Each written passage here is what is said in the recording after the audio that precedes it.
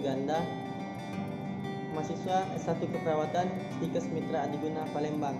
Di sini saya akan mencoba menyelesaikan tugas dari mata kuliah Anatomi Fisiologi. Pertama-tama saya ucapkan terima kasih kepada dosen pembimbing Ibu Ani Sapriyati MKep. Di sini saya akan mencoba menjelaskan mengenai PPOK. Pertama-tama itu apa sih PPOK itu? PPOK adalah penyakit paru obstruktif kronik, merupakan suatu istilah yang sering digunakan untuk sekelompok penyakit paru-paru yang berlangsung lama dan ditandai dengan istilah peningkatan resistensi terhadap aliran udara. Sebagai gambaran patut fisiologi utamanya, ketika penyakit yang membentuk satu kesatuan dengan PPOK adalah bronkitis kronis, emfisema paru-paru, dan asma bronkial, menurut S. Melzer 2001. Anatomi fisiologi paru-paru. Paru-paru merupakan sebuah alat tubuh yang sebagian besar terdiri dari gelembung-gelembung atau alveoli. Gelembung-gelembung alveoli ini terdiri dari sel-sel epitel dan endotel. Jika dibentangkan luas, permukaannya lebih kurang 90 meter persegi. Pada lapis inilah terjadi pertukaran gas udara, oksigen masuk ke dalam darah, dan karbon dioksida dikeluarkan dari dalam darah. Banyaknya gelembung paru-paru ini lebih kurang 700 juta buah dari paru-paru kiri dan paru-paru kanan. Pembagian paru-paru dibagi menjadi dua, yaitu paru-paru kiri dan paru-paru kanan. Paru-paru kanan terdiri dari 3 lobus atau 3 belah paru, lobus pulmodextra superior, lobus media, dan lobus inferior. Tiap lobus tersusun oleh lobulus. Paru-paru kiri terdiri dari pulmo sinister, lobus superior, dan lobus inferior. Tiap-tiap lobus terdiri dari belahan-belahan yang lebih kecil bernama segmen. Paru-paru kiri mempunyai 10 segmen, yaitu 5 buah segmen pada lobus superior dan 5 buah segmen pada inferior. Paru-paru kanan mempunyai 10 segmen, yaitu 5 buah segmen pada lobus superior, 2 buah segmen pada lobus medialis, dan 3 buah segmen pada lobus inferior. Tiap-tiap segmen ini masih terbagi lagi menjadi belahan-belahan yang bernama lobulus. Di antara lobulus satu dengan yang lainnya dibatasi oleh jaringan ikal yang berisi pembuluh darah, getah bening, dan saraf-saraf. Dalam tiap-tiap lobulus terdapat sebuah bronkiolus di dalam lobulus. Bronkiolus ini bercabang-cabang dan banyak sekali. Cabang-cabang ini disebut ductus alveolus. Tiap-tiap ductus alveolus berakhir pada alveolus yang diameternya antara 0,2 sampai dengan 0,3 mm. Paru-paru dibungkus oleh sel selaput yang bernama pleura. Pleura dibagi menjadi dua, yaitu pertama, pleura visceral, selaput dada pembungkus, yaitu selaput paru-paru yang langsung membungkus paru-paru. Yang kedua, pleura parietal, yaitu selaput yang melapisi rongga dada sebelah luar. Antara kedua pleura ini terdapat rongga atau kapung yang disebut kapung pleura. Pada keadaan normal, kapung pleura ini hampa udara sehingga paru-paru dapat berkembang kempis dan juga terdapat sedikit cairan oksidat yang berguna untuk meminyaki permukaannya atau permukaan pleura guna menghindari gesekan antara paru-paru dan dinding dada di mana sewaktu bernapas bergerak. Kapasitas paru-paru merupakan kesanggupan paru-paru dalam menampung udara di dalamnya. Kapasitas paru-paru terdapat dibedakan sebagai berikut. Pertama, kapasitas total, yaitu jumlah udara yang dapat mengisi paru-paru pada inspirasi dan dalamnya, dan hal ini dapat tergantung pada beberapa hal. Pertama, kondisi paru-paru, umur, sikap, dan bentuk seseorang.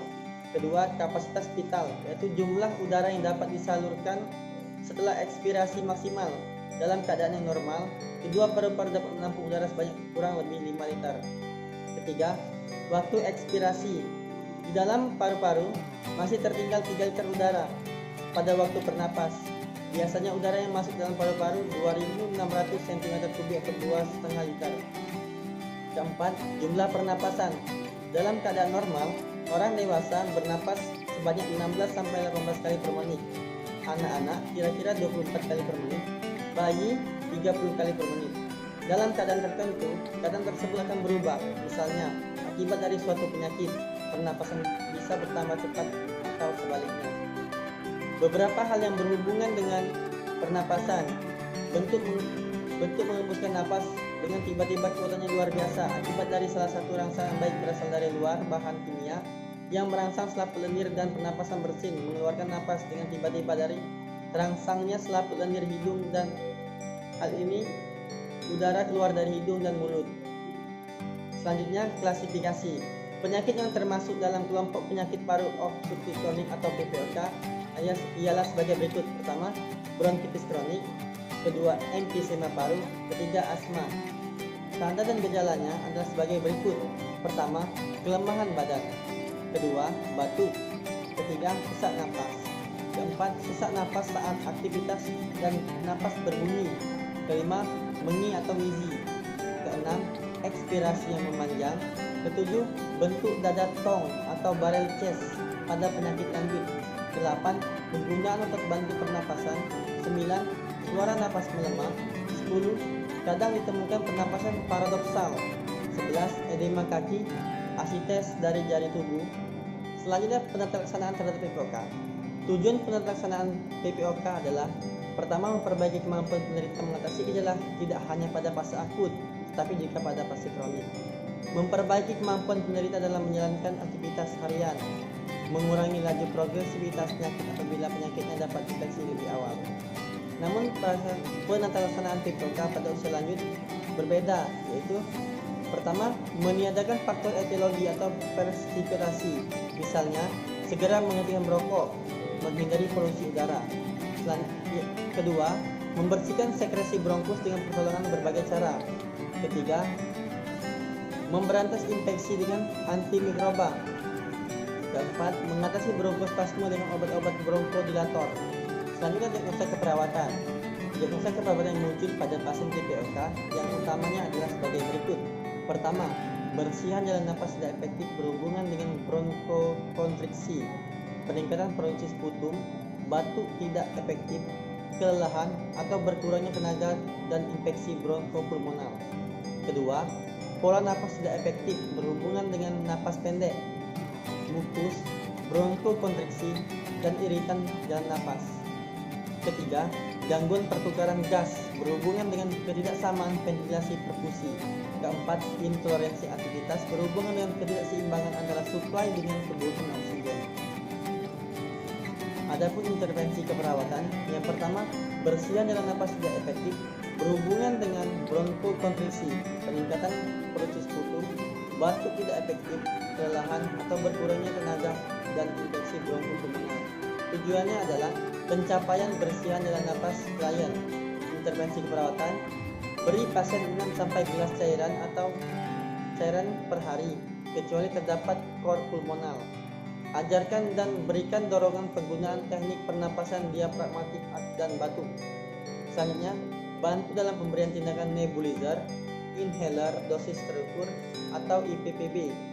Keempat, lakukan drainase postural dengan persekusi dan vibrasi pada pagi hari dan malam hari sesuai dengan yang diharuskan.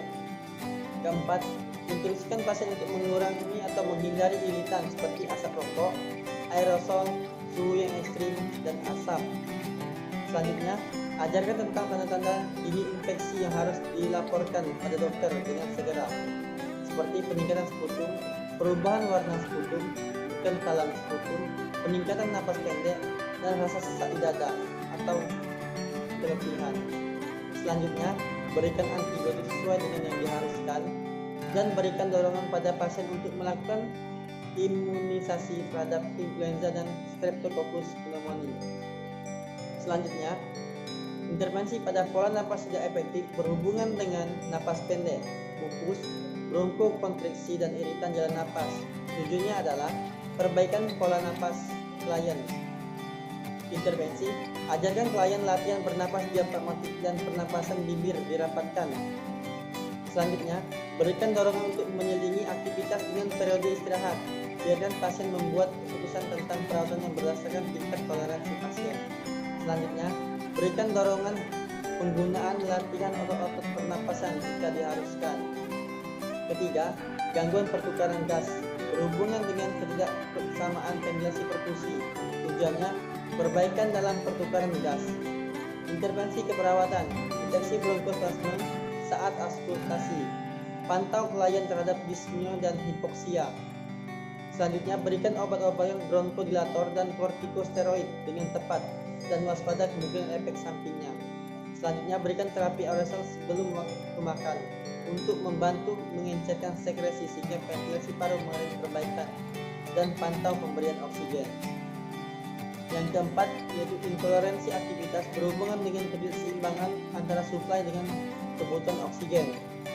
Tujuannya yaitu memperlihatkan kemajuan pada tingkat yang lebih tinggi dari aktivitas yang mungkin. Intervensi keperawatan, kaji respon individu terhadap aktivitas, nadi, tekanan darah, dan pernapasan. Ukur TTP atau tanda-tanda vital segera setelah aktivitas. Istirahatkan klien selama 3 menit, kemudian ukur lagi tanda-tanda vital. Selanjutnya, dukung pasien dalam menegakkan latihan teratur dengan menggunakan treadmill dan exercise. Kaji tingkat fungsi pasien yang terakhir dan kembangkan rencana latihan berdasarkan pada status fungsi dasar. Selanjutnya, sarankan konsultasi dengan ahli terapi fisik untuk menentukan program latihan spesifik terhadap kemampuan pasien. Selanjutnya, sediakan oksigen sebagaimana diperlukan sebelum dan selama menjalankan aktivitas untuk berjaga-jaga. Demikianlah penjelasan mengenai patofisiologi dan pelaksanaan terhadap pasien TPOK. Semoga bermanfaat.